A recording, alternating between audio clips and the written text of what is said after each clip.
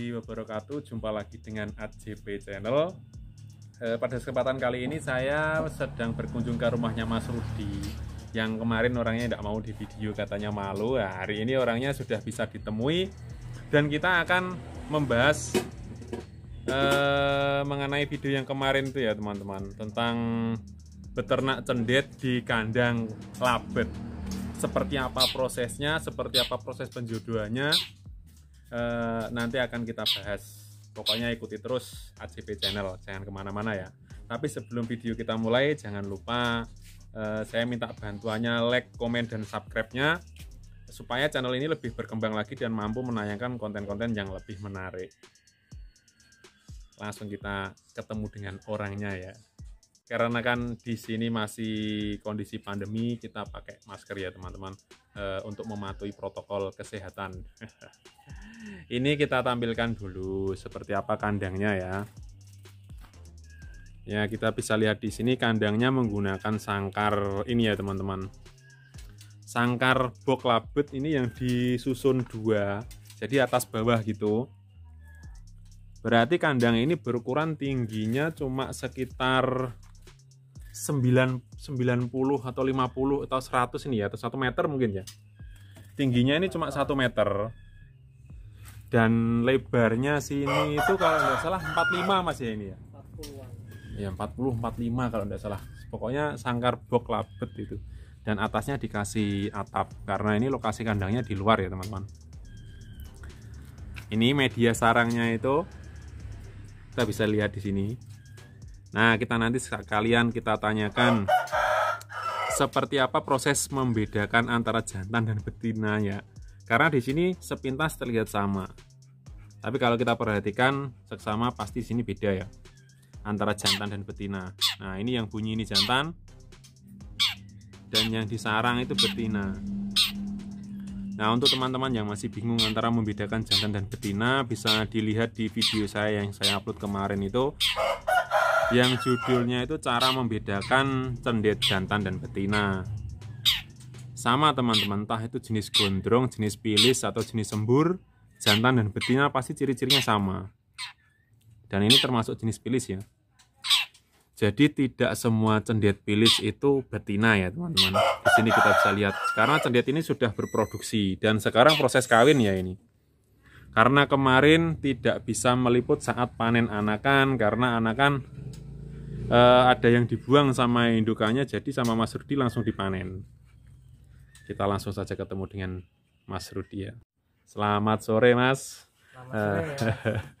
Minta waktunya sebentar Mas ya, karena kemarin itu kan Masnya sibuk jadi tidak bisa kita wawancara karena ya juga saya juga kemarin buru-buru, dan kali ini disempatkan sama Mas Rudi untuk ngobrol-ngobrol sebentar. Oke Mas. Yeah. Mas, saya ini kan banyak teman-teman yang menanyakan seperti apa proses penjodohan sampai rawatan harian menggunakan sangkar seperti ini Mas. Proses penjodohannya dulu Mas, seperti apa dulunya itu? Dulunya itu ya yang jantan tuh saya taruh di luar tapi di sarang kecil gitu. Oh, ditempel gitu Mas ya? Tempel gitu di belakang sana. Tak kira ya 5 hari kok kayaknya udah menjodoh atau gimana gitu. Saya masukkan.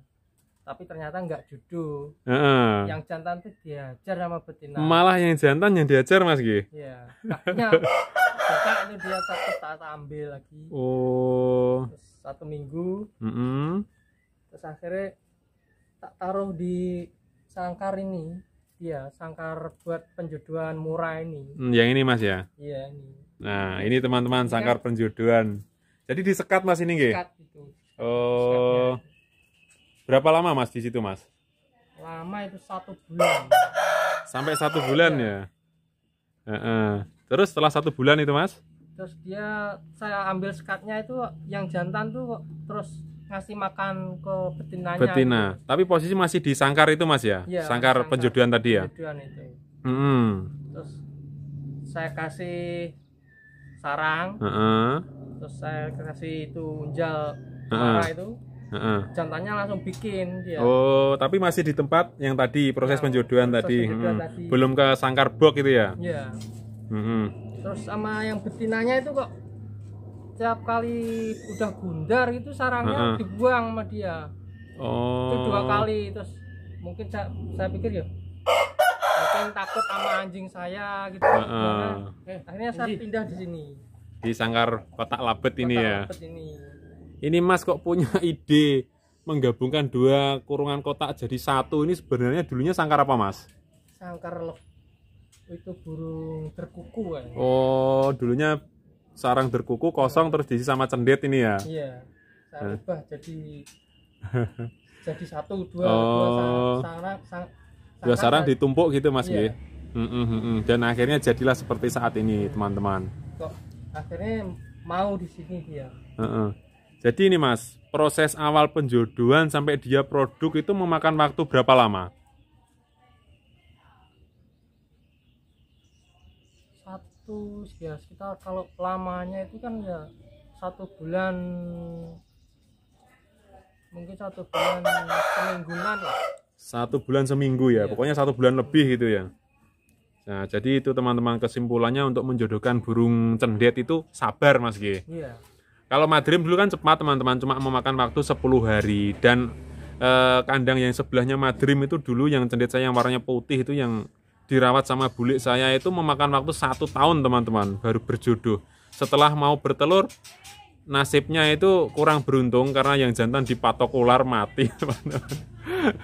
Ini kemarin ya netes 3 cuma yang 1 kok mati karena apa ya, sakit gitu loh. Sakit mencret kayaknya waktu yang saya liput itu Mas ya. Iya. Makanya buru-buru dipanen sama Mas Rudi karena yang 1 itu kelihatan kurang sehat Mas G. Iya. Sama induknya dibuang. Netes cuma 1 tapi dia itu lagi sakit lagi, kena mencret lagi. Berarti setelah panen yang 3 itu menetas 1 sakit lagi Mas G. Iya. Oh itu teman-teman, sakit itu karena apa Mas kira-kira? Kurang tahu ya Mas. Atau mungkin cuaca Mas G. Itu berarti posisinya mencret. Iya. Mencret lur kendalanya itu. Memang di tempat saya dulu juga gitu Mas, anakan madrim yang pertama itu matinya juga mencret itu. Kalau saya pribadi ya mungkin karena faktor cuaca, kalau enggak gitu mungkin induknya masih kurang pinter untuk memilihkan menu makan. Karena di tempat saya dulu itu menu makan yang dipilih itu kebanyakan ular Hongkong. Kalau enggak dikasih ular Hongkong, enggak begitu dikasih makan anaknya teman-teman. Nah ini kita sudah di tahap pertama, di tahap perjodohan. Terus ini Mas, sebenarnya itu banyak pertanyaan. Seperti apa Mas Rudi itu membedakan jantan dan betinanya? Kan karena visualnya sama Mas G, sama-sama pilis. Kalau di saya kan saya sudah paham. Nah ini menurut Mas Rudi sendiri itu feeling jantan betinanya itu di mana? Ya 1 itu saya lihat tuh dari apa itu? Sayapnya itu. Bulu sayap itu ya? Bulu itu. Terus yang kedua ya gacornya itu. Gacornya. Yang betina kan jarang gacor juga. Yang jantan dia memang gacor gitu. Iya. Sama ini ya dari mata itu Mas G. Iya. Nah itu teman-teman kuncinya itu sebenarnya di mata itu ya Mas. Hampir kebanyakan betina itu matanya ngering Mas G. Iya. Ada juga betina yang matanya hitam teman-teman. Itu biasanya dari cendet yang sering dijemur sama usianya sudah tua. Sama bawah paruh itu juga putih ya teman-teman kalau betina. Ada juga burung jantan yang bawah paruh sama lingkar matanya itu putih, itu biasanya usia lepas trotol. Kalau enggak gitu jantan yang jarang kena panas Mas G. Iya. Tapi ini kalau panas ya lumayan. Masih kena panas Mas G. Dan saat ini posisinya gimana ini Mas? Kayaknya ngurak ini kayaknya. Iya, yang jantan sebenarnya ngurak Mas G. Iya. Sulam dada ini teman posisinya. Kok ya gak mau kawin atau gimana ini? Iya, saya lihat tadi betinanya kan sempat birahi, tapi yang jantan kemungkinan tidak mau ngawin teman-teman karena terlihat dari bulu dada tadi kan mulai menipis itu ya, itu menandakan kalau dia berarti sulam.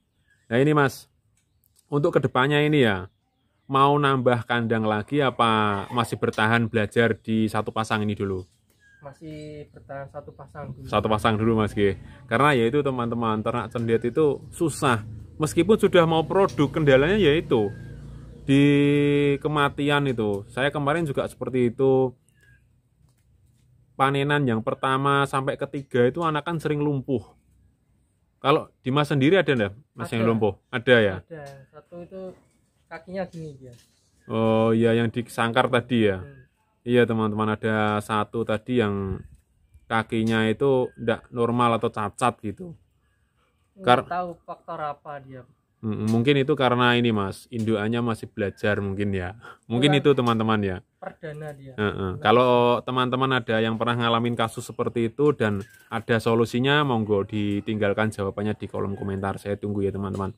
Jadi kita sekalian sharing-sharing tentang rawatan burung cendet itu seperti apa. Karena kalau kita tidak berusaha untuk melestarikan burung cendet tersebut, insya Allah nanti bakal habis. Karena dulu itu banyak Mas G, di dekat-dekat rumah ini banyak Mas G. Belakangnya Kalau sekarang hampir tidak ada sama sekali. Bukan hampir, bahkan tidak ada teman-teman. Satu pun tidak ada di sini burung cendet itu. Di tempat saya juga tidak ada, di tempat Mas Rudi ini juga sudah tidak ditemukan lagi. Saya dan Mas Rudi ini kan beda desa, saya di Karangsono, Mas Rudi ini di Sumberarum teman-teman. Tapi masih satu kecamatan, daerah Dander, Kabupaten Bojonegoro. Ya ini Mas, mungkin lain kali saya mau ke sini lagi, mau melihat perkembangan ternakan Mas ini nanti seperti apa. Kan masih banyak teman-teman yang beranggapan itu kalau ternak cendet itu memerlukan kandang besar Mas. Enggak juga Mas G, karena Mas Rudi sudah membuktikan sendiri. Bisa di kandang kecil-kecil biasa itu mungkin juga bisa.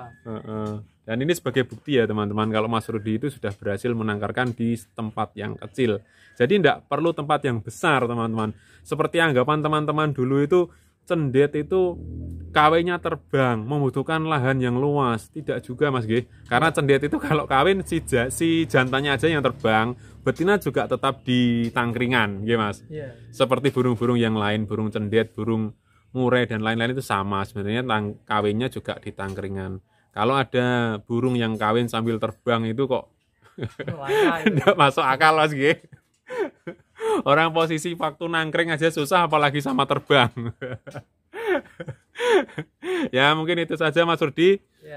Lain kali saya akan kesini lagi. Terima kasih atas waktunya. Semoga ternakannya kembali lancar lagi supaya bisa menghasilkan anakan-anakan yang berprestasi ke depannya.